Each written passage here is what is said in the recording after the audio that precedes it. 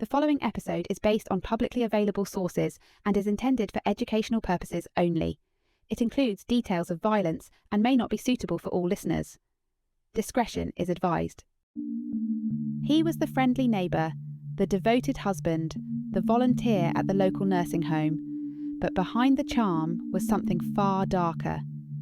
When a string of elderly women began turning up brutally murdered in quiet Sydney suburbs, no one suspected the man next door.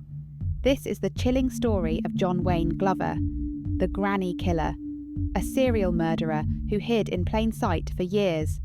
And by the time police closed in, the truth was more twisted than anyone imagined. In every crime, there's the story you hear, and the truth buried beneath it. You're listening to The Case Room, where we dive deep into true crime stories from around the world, one case at a time.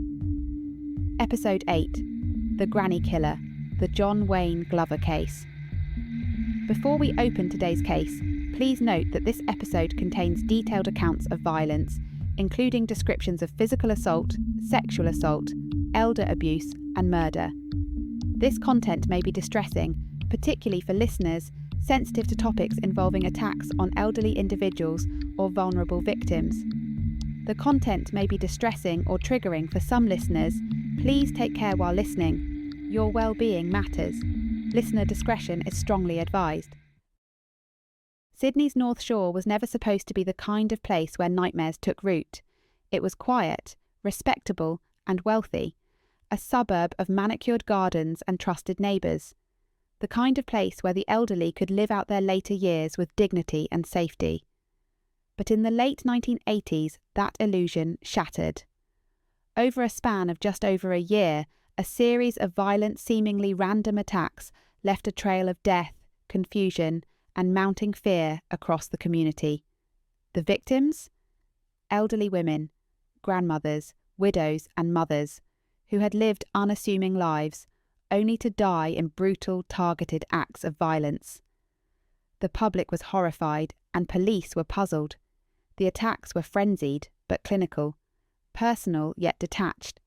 There was no obvious motive, no robbery, no sexual assault, just an overwhelming force of rage. The media dubbed the unknown perpetrator the Granny Killer, a name that sent shivers through the population and echoed through every North Shore household. But behind the nickname was someone no one expected: John Wayne Glover, a husband, father, charity worker, and community man. By day, he was polite and mild-mannered. By night, he was stalking, ambushing, and murdering the very women he pretended to help. This is the story of a man who hid in plain sight, who led a double life so seamlessly it took police over a year to connect the dots. A story not just about murder, but about masks, and what happens when they slip. Chapter 1. Early Life and Background.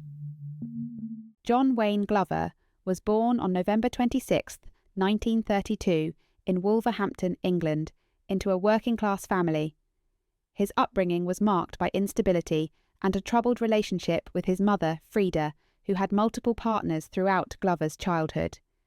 This tumultuous maternal relationship would later be scrutinised for its potential influence on his violent tendencies towards elderly women. Glover's early years were marred by petty crimes. By 1947, at the age of 15, he had already been convicted for stealing clothing and handbags. His criminal activities led to his expulsion from the British Army when these offences were discovered. In 1956, seeking a new beginning, Glover emigrated to Australia, settling initially in Melbourne. However, his criminal behaviour persisted. Shortly after his arrival, he was convicted on 2 counts of larceny in Victoria and a stealing charge in New South Wales.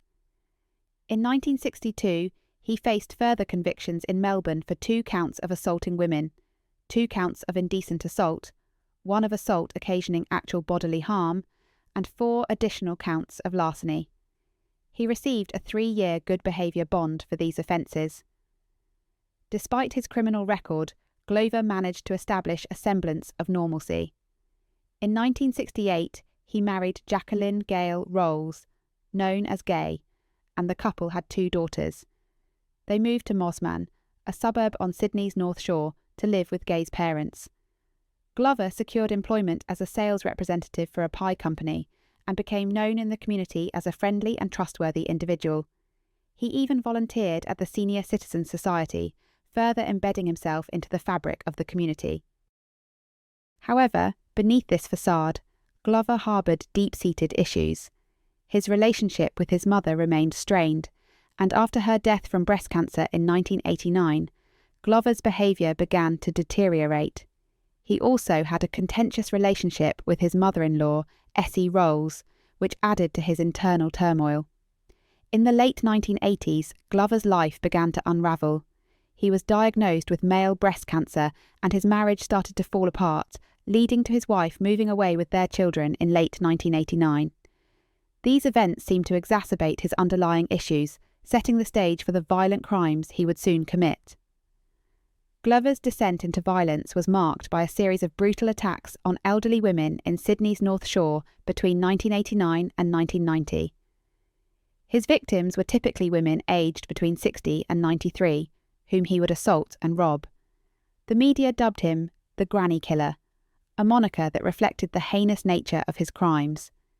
Despite the severity of his actions, Glover maintained his outward appearance as a respectable member of society. He continued his work as a salesman and his volunteer activities, all while committing a series of murders that would eventually lead to his arrest and conviction. Chapter 2. The Murders.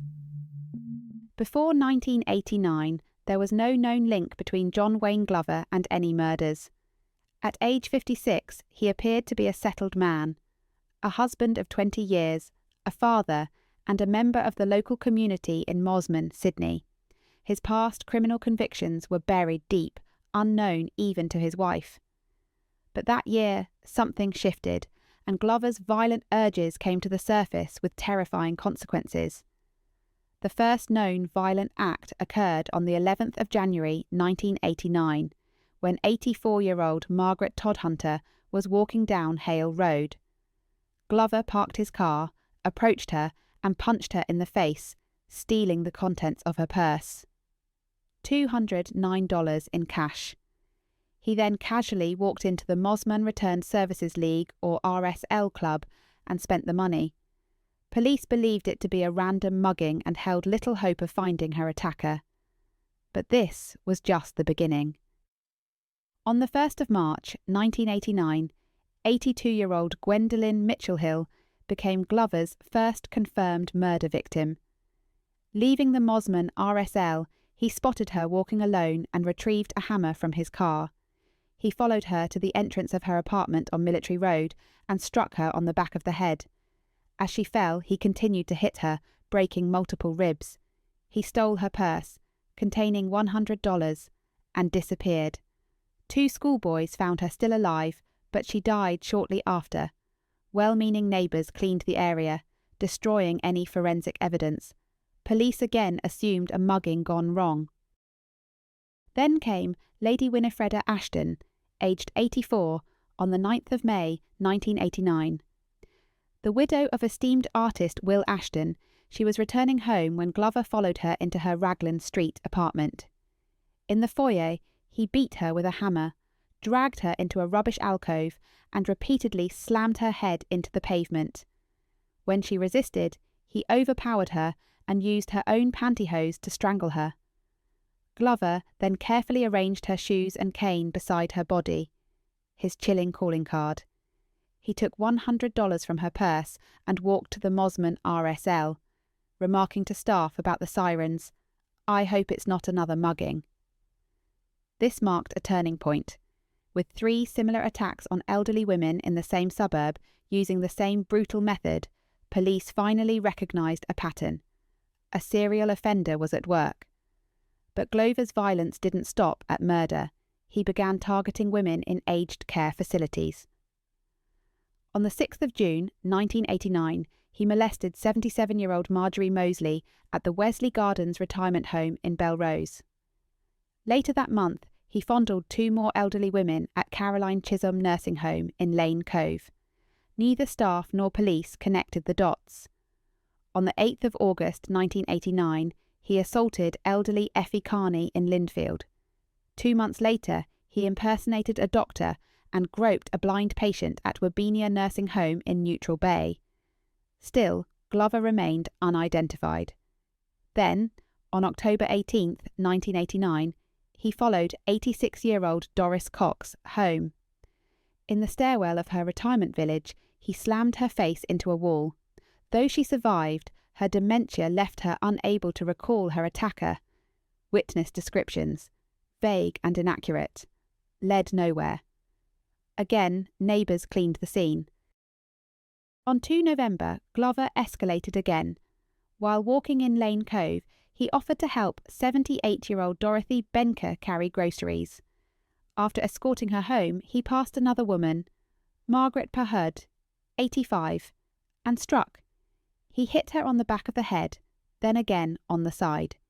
He rearranged her clothing and shoes, stole $300 and left. A schoolgirl found the body minutes later. Glover emptied her purse at a nearby golf course, then visited the RSL to spend his spoils.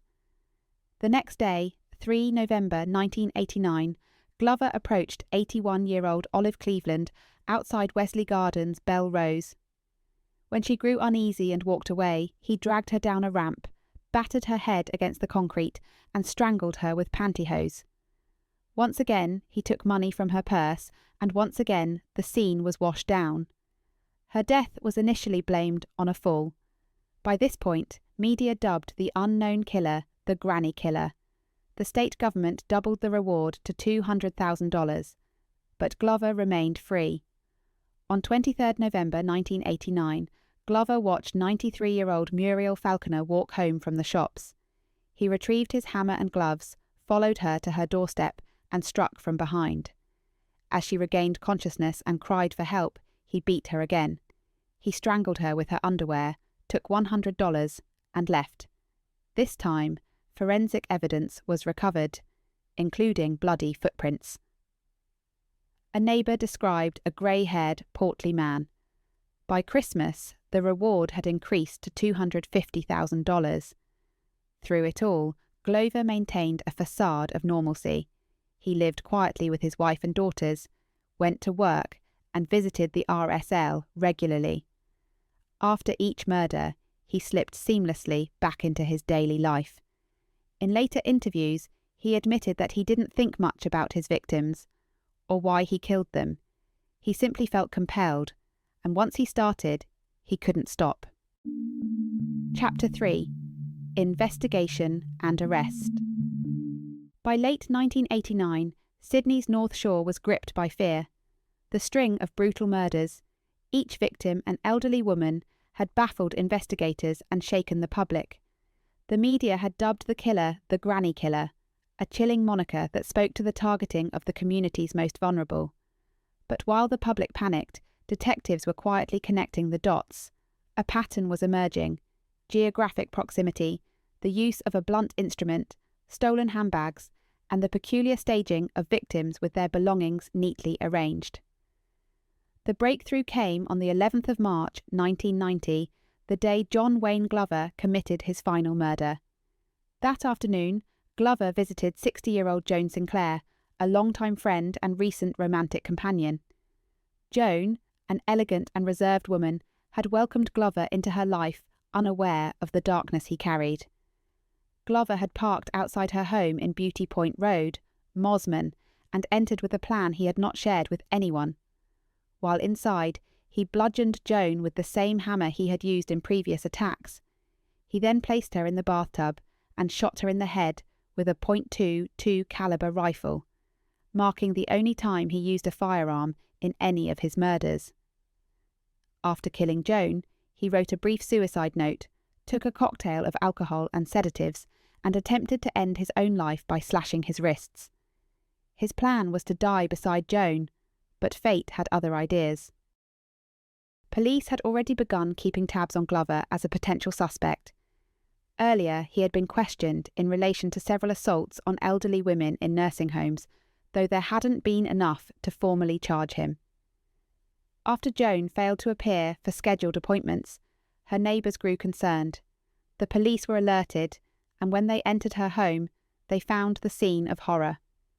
Joan's lifeless body was discovered in the bathtub.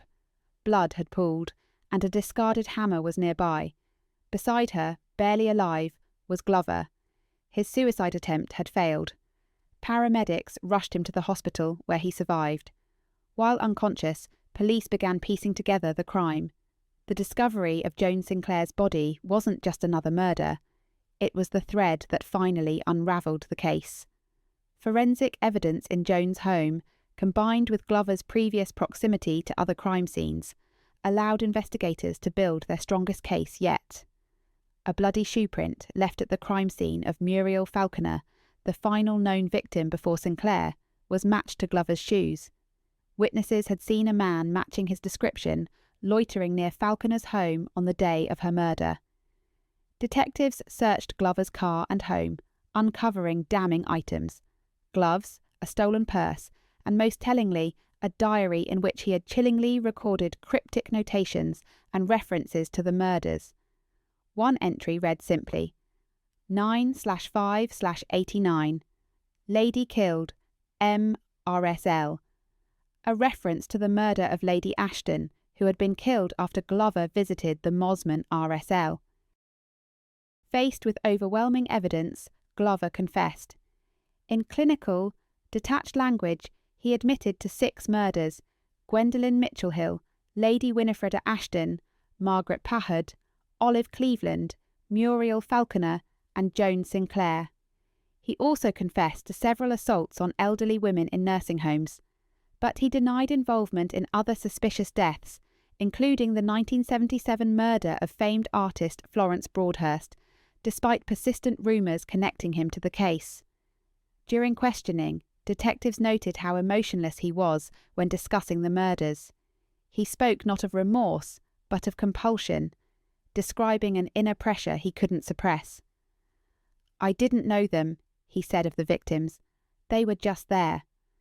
The chilling part wasn't just his words. It was the fact that after each brutal killing, Glover returned to his everyday life, visiting RSL clubs, dining with friends, and going home to his wife and daughters as if nothing had happened. He was the embodiment of a double life, a man who could murder a stranger in the afternoon and sit down to dinner with his family by evening. On 28 March 1990, John Wayne Glover was formally charged with 6 counts of murder. He appeared calm in court, often avoiding eye contact. The media coverage was intense. Australia had never seen a serial killer quite like him. He wasn't a drifter or an outsider. He was one of them, a man who lived in their neighbourhoods, drank at their clubs, and offered help to their elderly. The tragic inclusion of Joan Sinclair in Glover's list of victims added a deeply personal layer to the horror. She wasn't just a stranger, she was someone who had trusted him. Her murder not only sealed the case, but served as the final devastating punctuation to his 2-year reign of terror. Glover was remanded in custody and placed on suicide watch. The investigation concluded with the realization that while they had captured the killer, the wounds left behind, on families, on communities, and on the collective psyche, would take far longer to heal. Chapter 4: Trial and Sentencing. As the courtroom doors opened in 1990, the air inside was heavy with expectation. The man seated quietly in the dock, John Wayne Glover, was not what the public had imagined a serial killer to be. He didn't snarl or boast or command the room. He sat with his shoulders hunched, hands folded in his lap, a balding, portly man in his late 50s. But behind that banal exterior was a predator whose crimes had stunned the country. Glover was charged with 6 counts of murder. His victims were all elderly women, all attacked in brutal, unprovoked assaults, and all found with their belongings deliberately arranged: shoes neatly placed, handbags disturbed, undergarments sometimes used as ligatures. It was not just a pattern, it was a ritual. The trial began in March 1990 in the Supreme Court of New South Wales. Glover initially entered a plea of not guilty, but after extensive psychiatric evaluation and the presentation of overwhelming evidence, he changed his plea to guilty. The courtroom fell silent as the details of his confessions were read aloud. Glover had not only admitted to the 6 murders, but recounted them with a disturbing calmness, as if describing a routine rather than a killing spree. Prosecutors laid out the evidence methodically. Shoe prints matched to his footwear, forensic links between his car and the scenes of the murders, the stolen handbags traced to him, and perhaps most damning, the diary entries that documented the killings in chilling shorthand correlating to the murders. But beyond the physical evidence, it was the pattern of behaviour that painted the full picture. Each murder followed a similar sequence. Glover spotted an elderly woman alone, often near his familiar haunts like the Mosman RSL. He followed, struck her with a hammer or similar blunt object, and finished the assault with strangulation, sometimes using the woman's own pantyhose. Then he would return to the RSL, have a meal, play the pokies, or share a beer with acquaintances. His ability to compartmentalise horrifying acts with mundane habits left even seasoned detectives shaken. The defence offered no argument of innocence, but sought to contextualise Glover's crimes. Psychiatric experts were called to testify that he suffered from a form of dissociative disorder and unresolved trauma stemming from his hatred of his mother and negative relationships with older women during his formative years. But this explanation, whilst psychologically interesting, did little to sway the public's outrage or the court's judgment. Glover himself offered no apology.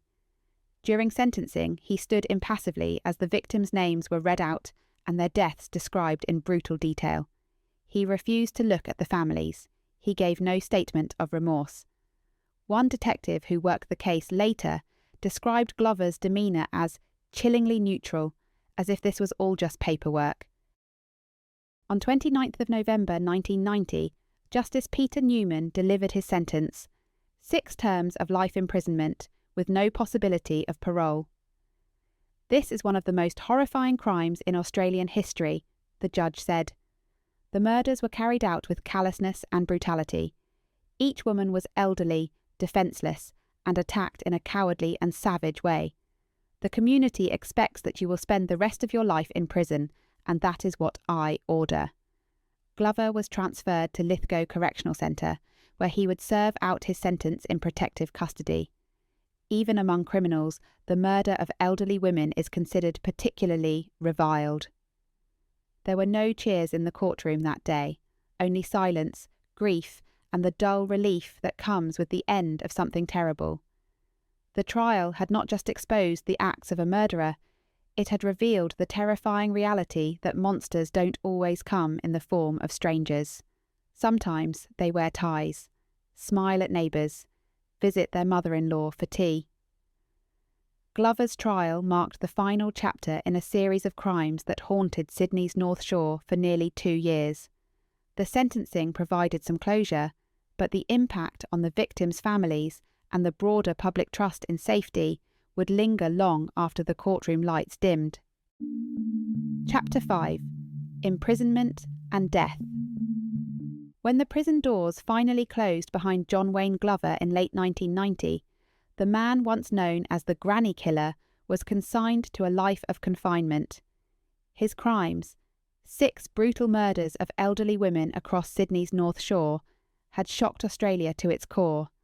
The public demanded he never walk free again. The court agreed. Glover was sent to Lithgow Correctional Centre, a high-security facility in New South Wales. Given the nature of his crimes, he was placed under strict protective custody.